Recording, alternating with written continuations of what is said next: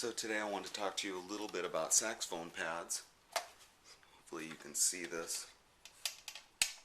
So the pads themselves on saxophone are made out of leather, and they are usually treated leather. I think they started treating the leather in the 80s and hopefully prolonging the life of the pad. And so most saxophones have treated pads now. But actually it's kind of open for discussion, I think. And people are now going back to untreated pads, and hopefully I can maybe show you this one. I don't know, boy, I don't know if you can really see that, but maybe see this white pad here? Maybe you can see that through that key guard. Boy, oh boy. Anyway, this pad that was just put on is really interesting. It feels really nice, where I think some of the treated pads, on this horn at least, feel kind of just slightly sticky, or maybe just a little bit gummy.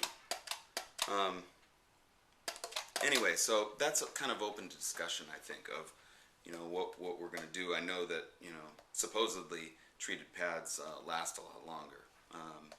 You can clean pads with just a Q-tip and just kind of maybe a little bit of lemon pledge, or maybe a little bit of rubbing alcohol or something, and just kind of get in there and clean the pad. And you can clean the tone hole too. I know we've talked about that before. Signs of bad pads, or maybe you run into a horn that has that's old, that hasn't been played for years.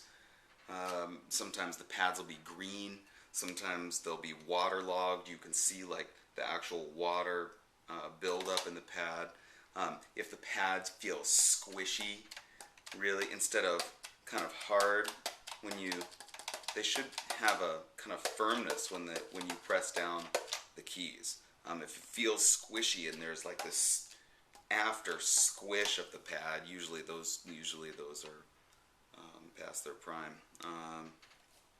What else?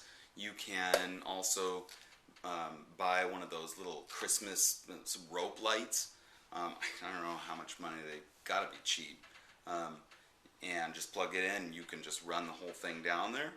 And those Christmas lights, I don't know, they're really inexpensive. Anyway, and then you can just close these keys and see if the light is coming out. And that's a real typical tool for saxophone repair people, is that leak light. So that would be one thing that you might want to invest in.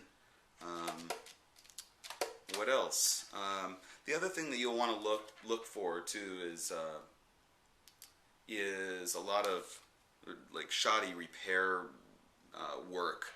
A lot of times the glue, I don't know if you can, there's no glue sticking out here on this horn, but the glue will be coming out the side of the pad, and that's a real warning sign that a repair person didn't really know what they were doing. That should never happen. So you want to look for that too.